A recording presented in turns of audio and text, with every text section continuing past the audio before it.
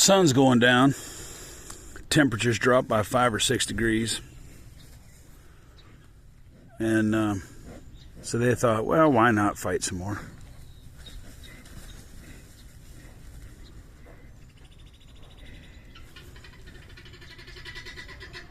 The Red Bull had been standing in by the heifer pen,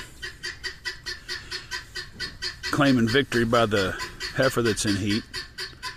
The Black Bull went and got a drink of water again, but then he's been out here pawing the ground. And the Red Bull says, you know, I'll come out and talk to you.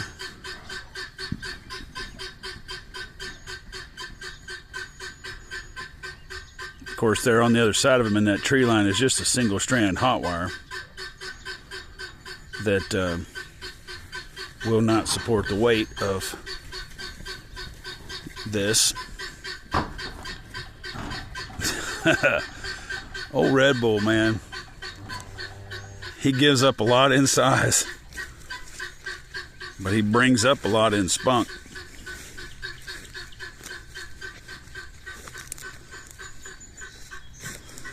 This electric fence between me and them got a single strand on the cow side, and this is the goat side on this side. It will not stop those bulls, but it'll slow them down enough for me to get the hell out of here if something goes wrong.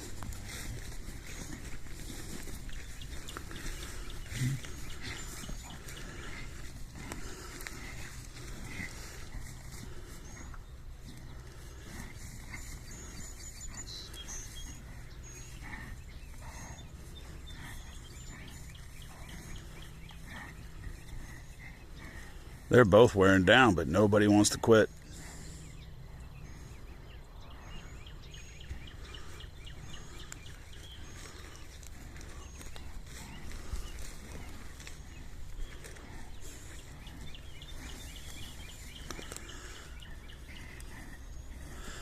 Black Bull's a smaller frame bull, lower center of gravity. Got a couple 100 pounds on the Red Bull. But man, that Red Bull just doesn't quit.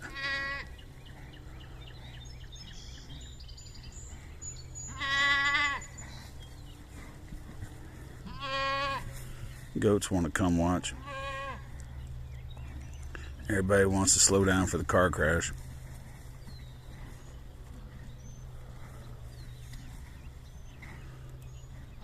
Well, that's a good sign. Keep backing up there, Miles.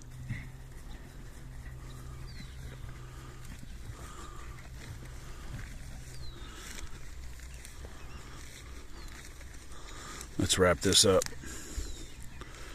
while everybody still has all their body parts intact. No, or that.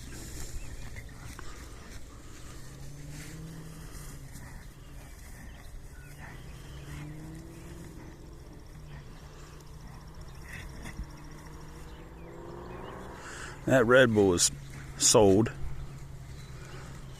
and leaves in 5 days. And so it would have been great if the Black Bull had not had these thoughts today.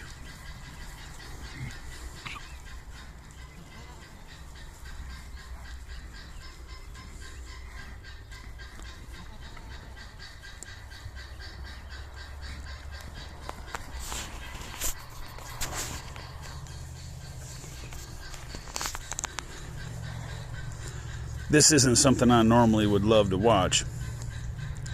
This is actually something I wish never happened. I can't stop it. But if something goes wrong, I need to be ready. Especially if something goes wrong in the dark. Like, you know, fence gets torn down and these bulls end up in the backyards of these houses that are just on the other side of the tree line.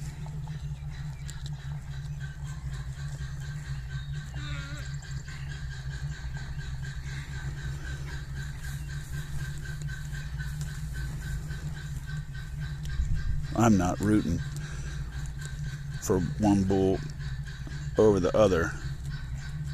I'm rooting for all this to come to an end. I just want it to be over.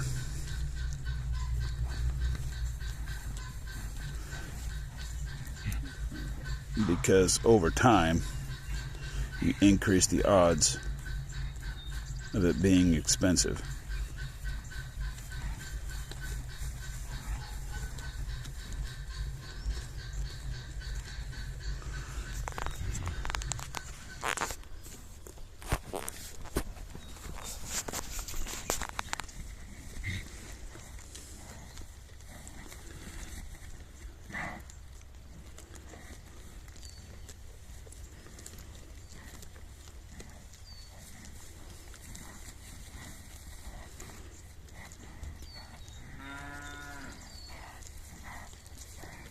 Red Bull, in case you missed some of the earlier videos, has historically been the alpha male of the group. And he's maintained his alpha status over the fact that he's just tough. He's been the smaller. There's 3 bulls in here. He's been the smaller of the 3 all along, pounds wise.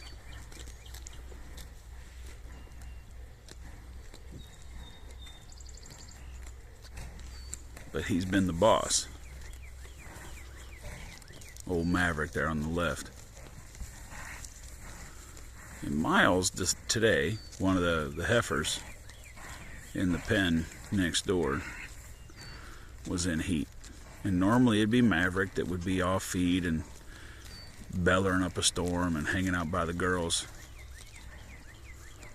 But today, Miles decided that maybe it was his turn.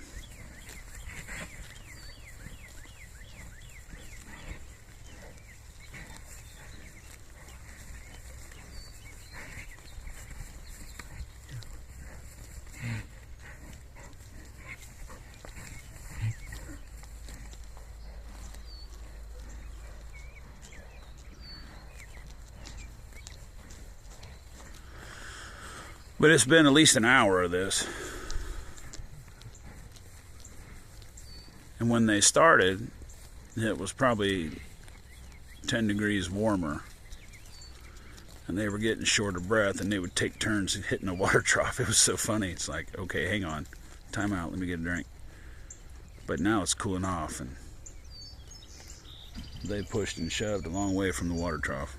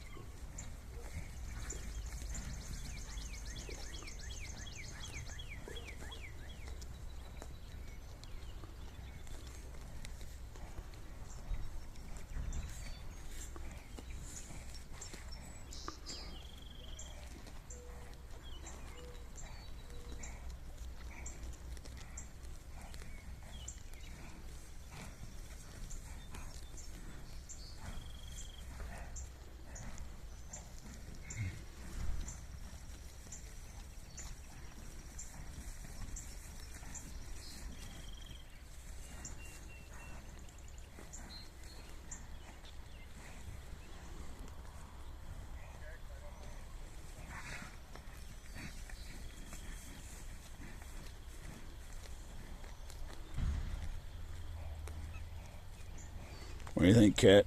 Where'd you go? You gonna go tell them what's what? I didn't think so.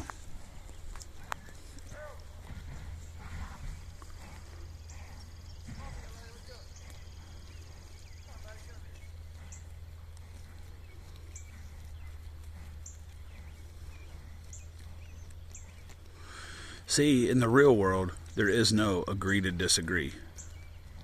There's right and there's wrong. There's a winner and a loser.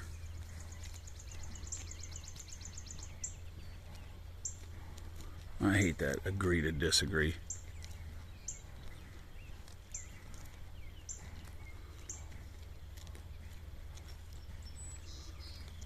And they're just still pushing on each other.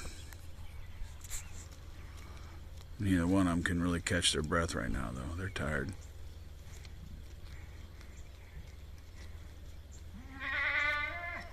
I agree, goat. Goaty McGoat face. What are you two gonna do? It's funny because it's like as soon as one of them goes to walk away, the other one like lunges towards him. I'm like, okay, game on.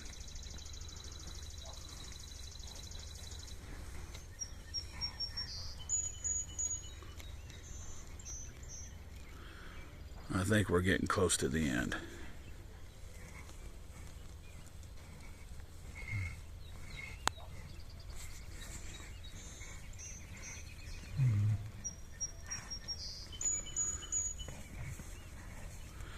Their breaks are increasing in frequency.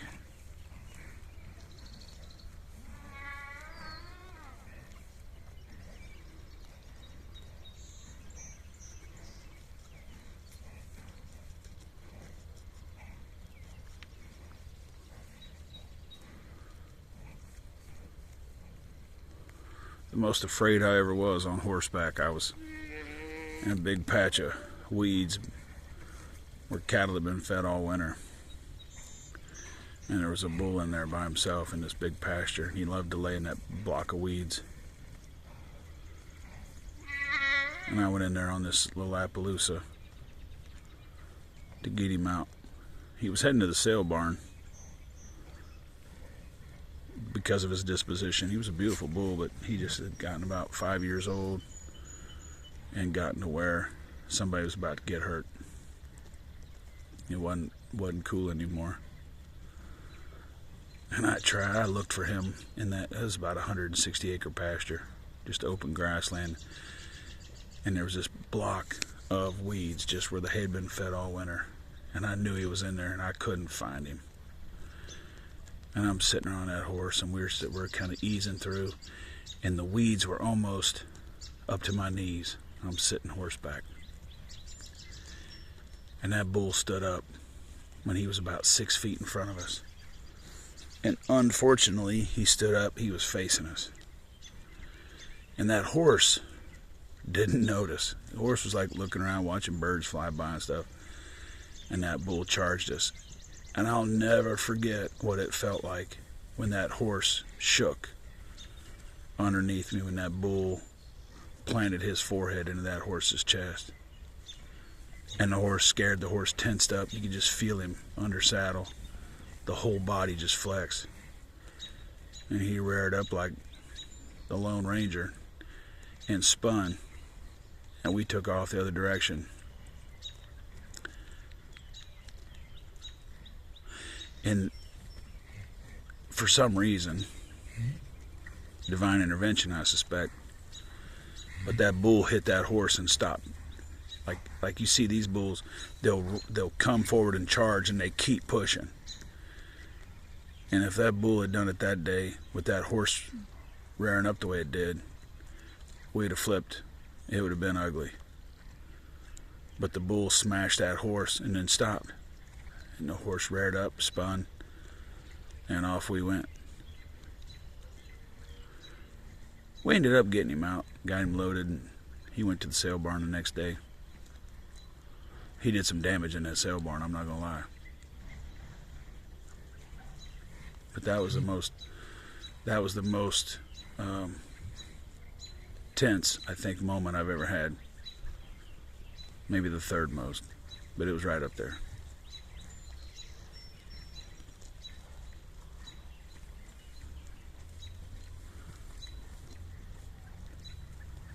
They just don't. I'm going to go in the house. I'm about to get bit by a mosquito, I'm sure. End up with West Nile. I got better things to do than watch these numbnuts shove each other around over some girl that neither one of them's going to get.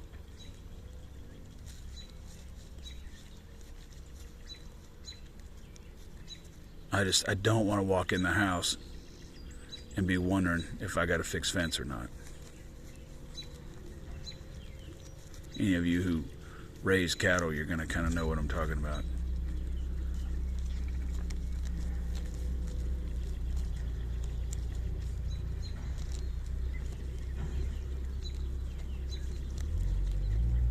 Old Delano card.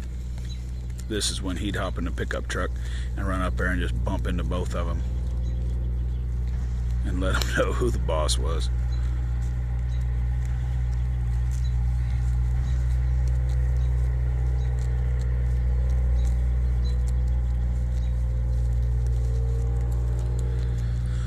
Well, I've had enough.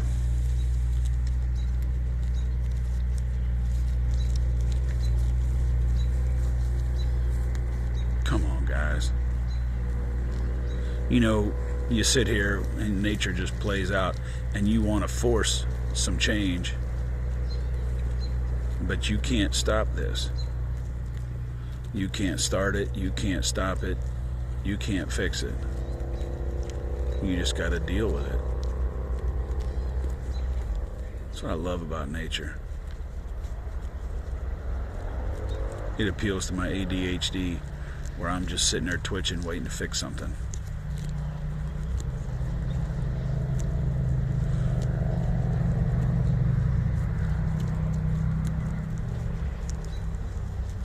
Alright, well, I gotta get something to drink.